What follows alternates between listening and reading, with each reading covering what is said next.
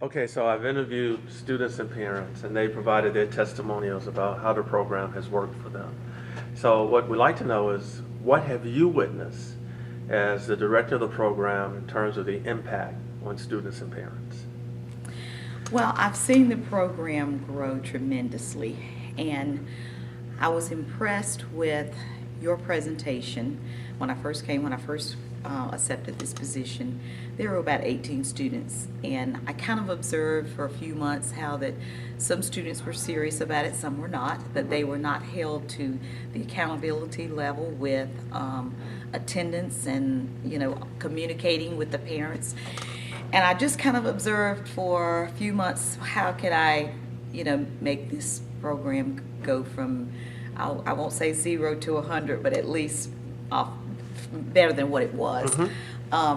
So I took on the role of communicating with my superiors about scheduling a meeting with you and the guidance counselors, and that was, I think, in November. And the guidance counselors were just so impressed with the presentation that you had.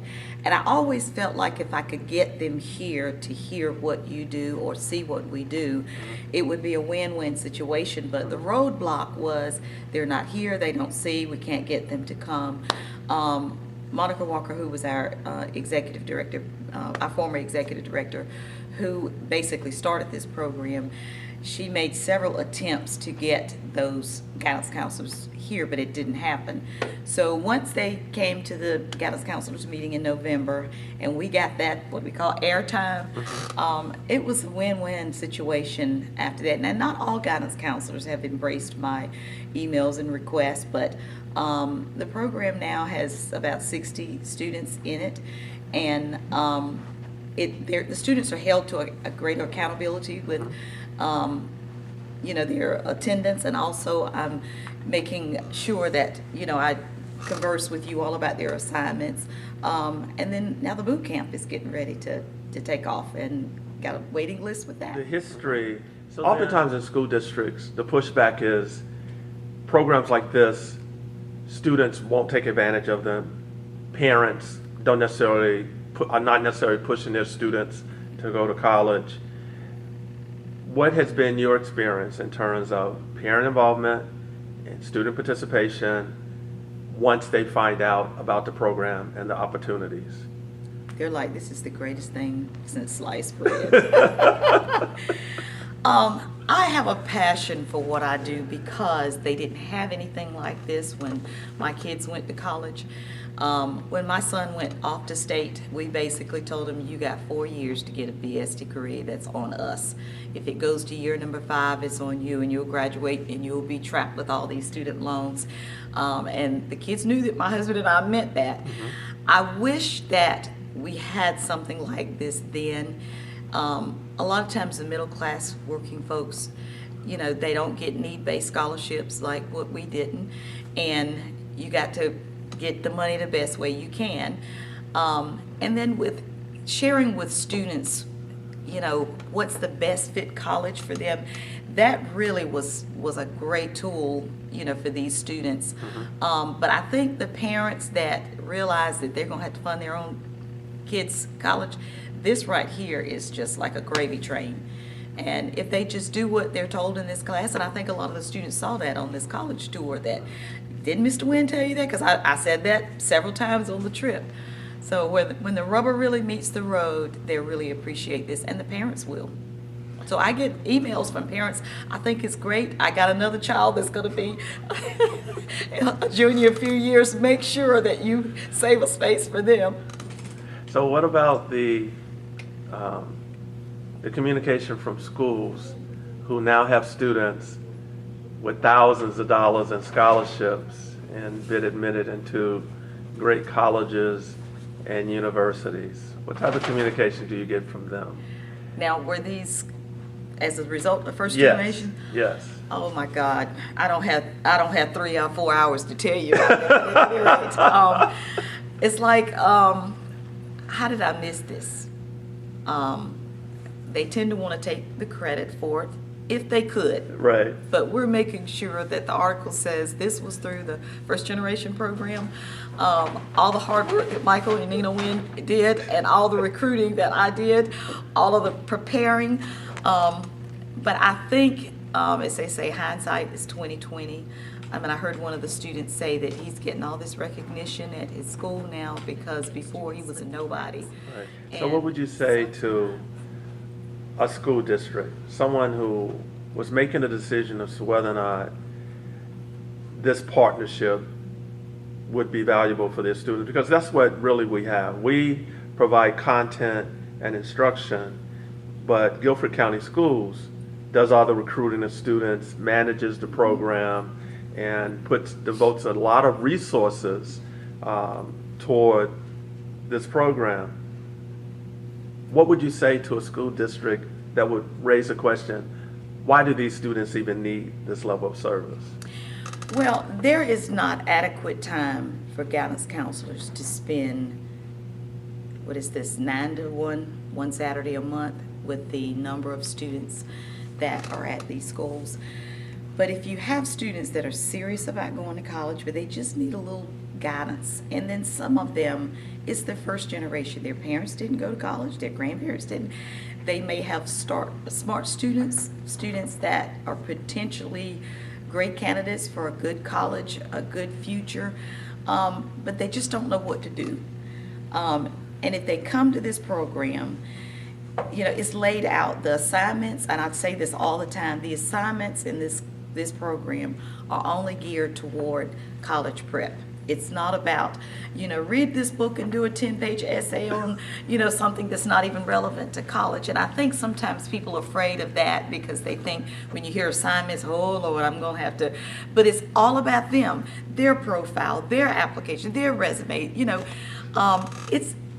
I just wish that they could see what a great help this would be to the students. And it's only once a month, but from 9 to 1, it's a great opportunity to get hands-on help with what they're doing. And then even during the month when you're communicating with the students, it's great. Let me follow up with that then about the idea of them coming to see. There are 60 students in a room on a Saturday morning in a computer lab, working as hard as they work. That's different than what you normally see in a classroom at a typical high school. From your perspective, what shaped that dynamic? Are they being influenced by other students with similar aspirations, or that parents are in the room, or that there's an expectation if you don't do the work, there are people waiting in line for your seat? What's your sense of why they're applying themselves in a way that is not believable by many people in a typical high school? Well, I think it's a combination of all of the above, because some of these students, they really want to go to college. They want to get in a good college. They're serious about what they're doing.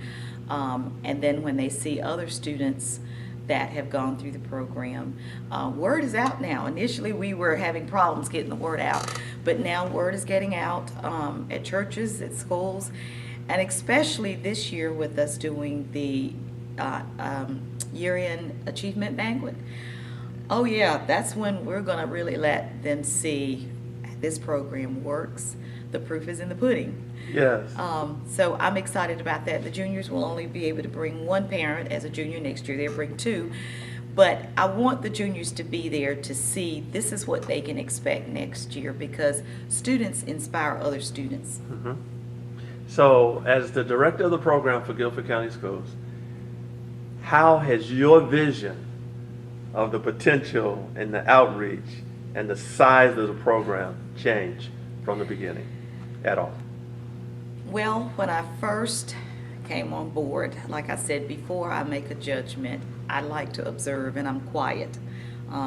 You can't hear and talk at the same time, but I caught the vision after a few classes, and I also looked at my personal situation with what I had to do with my children. Both my children graduated with BS degrees in 4 years and went on, got masters or whatever. But it hurt the pocketbook. Yes. that hurts really, really bad. It's almost like financing a car or a house or something, for 4 years, if you don't want to be trapped in student loans for, many years afterwards. But as I observed, I said, this can really be a great program. And then I started taking notes on, I listened to a lot of things that you said, to the students. And it's for real. That's all I can say. And it really, even though they're jam-packed in that classroom, sometimes with 60 people, and it's hot. But that's a good problem that we're running out of space. We're also talking with management about starting a second class. We're looking at options in the fall. We have refugee students that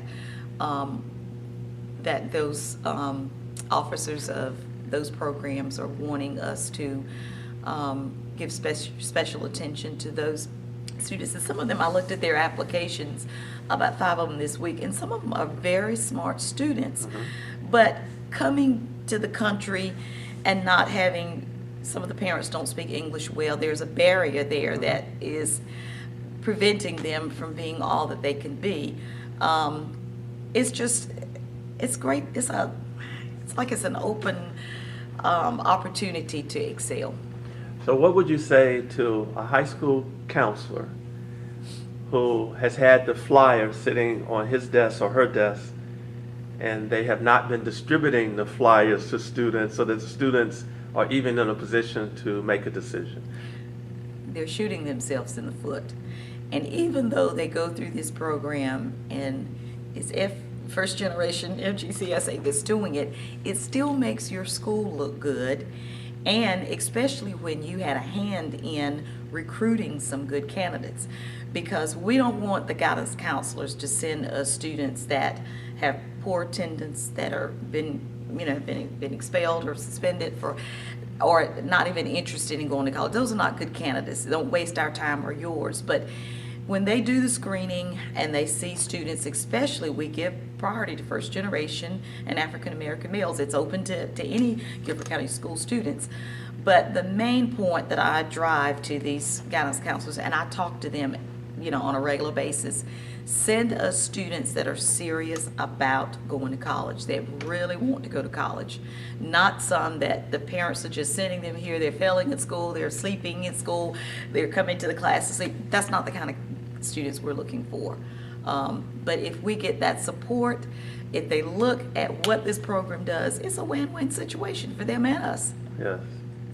Well, that echoes everything that we've heard so far from the students and parents who we've interviewed.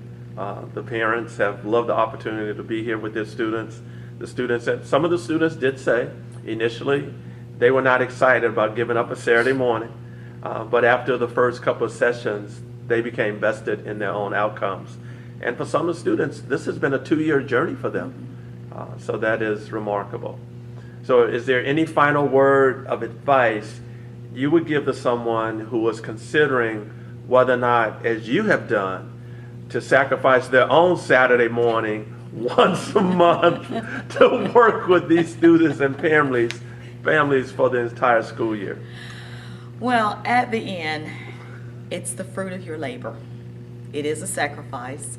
When I took this job, I realized that it was just not an 8 to 5 job with an hour for lunch.